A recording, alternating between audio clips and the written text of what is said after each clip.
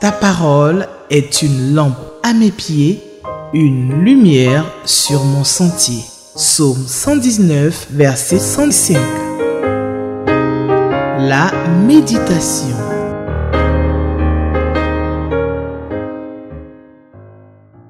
Shalom, chers frères et sœurs. Nous sommes là encore avec beaucoup de joie à ce moment merveilleux que Dieu nous accorde de passer ensemble autour de sa parole.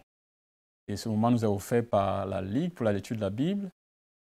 Sur la balle du lecteur de la Bible, ce manuel que la Ligue met à notre disposition pour nos méditations quotidiennes. Et je veux donc vous encourager à vous référer à ça, à avoir le vôtre là où vous êtes, que le Seigneur vraiment vous aide dans ces temps merveilleux de méditation autour de la parole du Seigneur.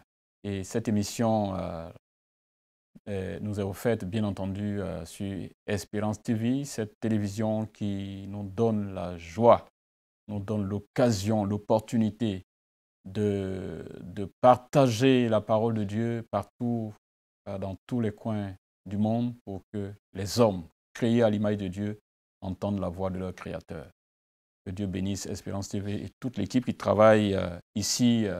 Vous ne les connaissez pas, vous ne les voyez pas toujours, c'est nous autres que vous voyez, mais il y a une grande équipe qui travaille ici et qui contribue à la propagation de l'Évangile de façon efficace, de grands sacrifices qu'ils font pour l'œuvre du Seigneur. Que Dieu les bénisse. Nous allons prier pour confier ce temps de méditation entre les mains du Seigneur. Père Céleste, nous te bénissons, te rendons toute la gloire pour ce merveilleux moment que tu nous donnes de lire ta parole. Chaque jour, c'est une grâce et nous te bénissons pour cela. Bénis donc ce temps de méditation de ce jour. Parle-nous, Père, nous t'écoutons au nom de Jésus. Amen. Notre texte du jour est le psaume 66. Donc nous lirons tout le psaume, versets 1 à 20. Psaume 66. Au chef des chantres, psaume. Poussez vers Dieu des cris de joie, vous tous habitants de la terre. Chantez la gloire de son nom, célébrez sa gloire par vos louanges. Dites à Dieu que tes œuvres sont redoutables. À cause de la grandeur de ta force, tes ennemis te flattent. Toute la terre se prosterne devant toi et chante en ton honneur. Elle chante ton nom. Venez et contemplez les œuvres de Dieu. Il est redoutable quand il agit sur les fils de l'homme. Il changea la mer en une terre sèche. On traversa le fleuve à pied. Alors nous nous réjouîmes en lui. Il domine éternellement par sa puissance. Ses yeux observent les nations, que les rebelles ne s'élèvent pas. Peuple, bénissez notre Dieu, faites retentir sa louange. Il a conservé la vie à notre âme et il n'a pas permis que notre pied chancelât. Car tu nous as éprouvés, ô Dieu. Tu nous as fait passer au creuset comme l'argent. Tu nous as amenés dans le filet. Tu as mis sur nos reins un pesant fardeau. Tu as fait monter les hommes sur nos têtes. Nous avons passé par le feu et par l'eau, mais tu nous en as tirés pour nous donner l'abondance. J'irai dans ta maison avec des holocaustes. J'accomplirai mes vœux envers toi. Pour eux, mes lèvres se sont ouvertes et ma bouche les a prononcées dans ma détresse. Je t'offrirai des brebis grasses en holocauste, avec la graisse des béliers. Je sacrifierai des brebis avec des boucs. Venez, écoutez, nous tous, vous tous qui craignez Dieu, et je raconterai ce qu'il a fait à mon âme. J'ai crié à lui de ma bouche, et la louange a été sur ma langue. Si j'avais conçu l'iniquité dans mon cœur, le Seigneur ne m'aurait pas exaucé, mais Dieu m'a exaucé. Il a été attentif à la voix de ma prière. Béni soit Dieu qui n'a pas rejeté ma prière et qui ne m'a pas retiré sa bonté. Amen. Amen. Que Dieu soit béni. Chers frères et sœurs, c'est toujours important et nous sommes toujours encouragés à lire les psaumes, à les lire. Parce que dans la plupart des psaumes, il y a une invitation à louer et à célébrer notre Dieu. De quoi parle ce texte? Le texte parle de la merveilleuse délivrance de Dieu. La merveilleuse délivrance de Dieu. Dieu est un Dieu qui délivre son peuple. Dieu est un Dieu qui délivre ses enfants. Notre Dieu est un Dieu de la délivrance. Ce psaume se rapporte à une grande délivrance nationale. Le peuple de Dieu a été pris, retenu comme dans un filet, comme le dit le verset 11. Il a dû se courber et suivant l'image donc, que donne le psalmiste, Dieu a dû laisser des hommes monter sur sa tête, le verset 12. Et l'affranchissement du peuple, son affranchissement, donc rappelle ici les grands miracles que Dieu a faits, par exemple la sortie de l'Égypte et l'entrée en Canaan, qui était vraiment une grande démonstration de l'autorité suprême, de l'autorité souveraine de Dieu. Dieu a une autorité souveraine sur tous les peuples de la terre. Et donc il peut imposer silence à tous les peuples de la terre, à toutes les puissances de la terre pour délivrer son peuple. Il est capable de le faire. Notre Dieu est un Dieu de la grande, grande délivrance.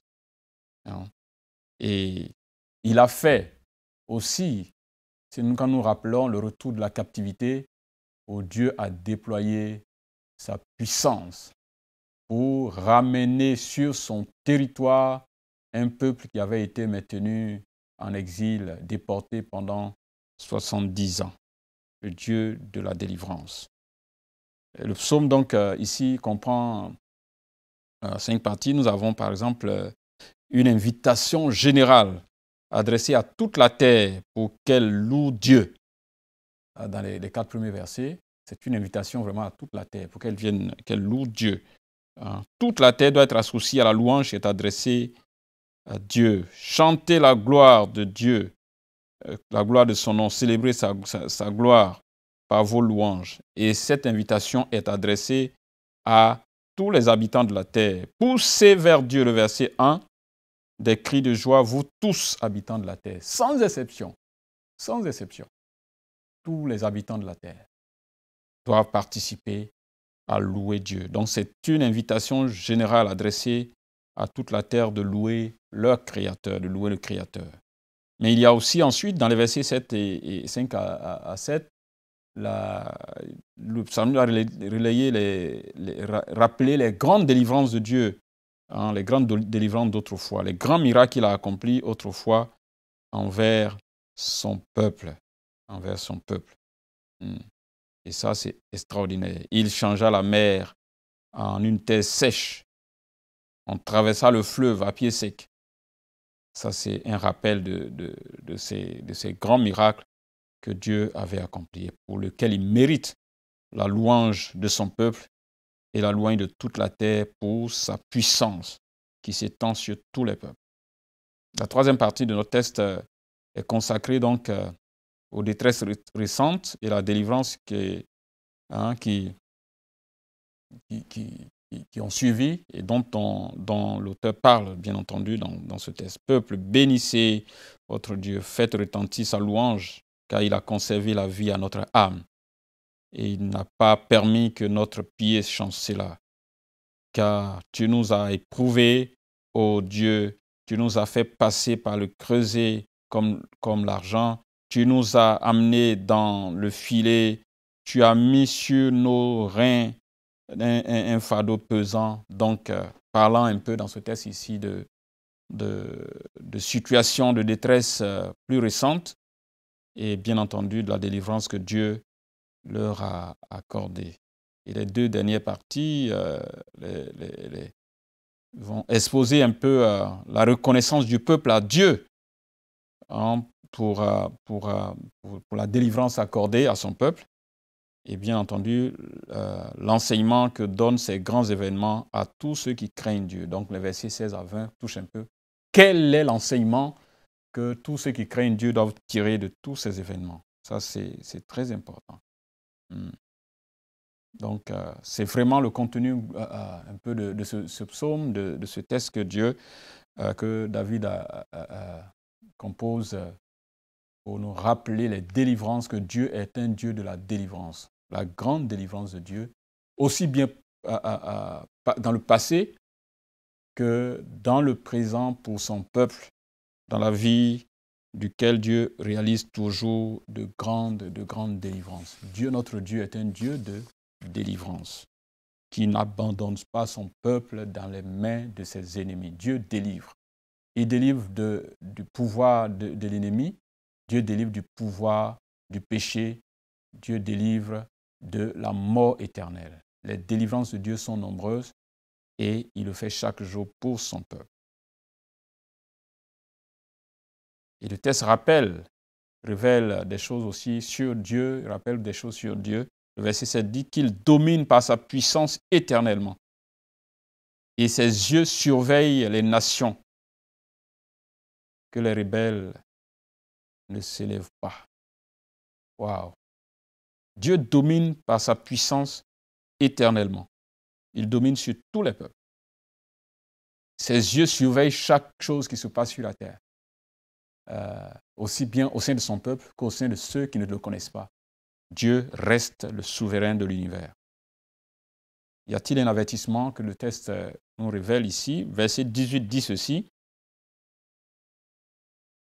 Si j'avais conçu l'iniquité dans mon cœur, le Seigneur ne m'aurait pas exaucé. Ça, c'est un avertissement en même temps. Que notre Dieu est prêt à exaucer chacun de nous et chacune de nos prières, mais en même temps, Dieu est regardant sur la qualité de notre vie morale, notre lien avec le péché. Sommes-nous éloignés du péché dans nos cœurs, dans nos actes, dans nos pensées, où nos mains, nos pieds, nos lèvres, nos yeux sont-ils trempés dans le péché, dans l'iniquité?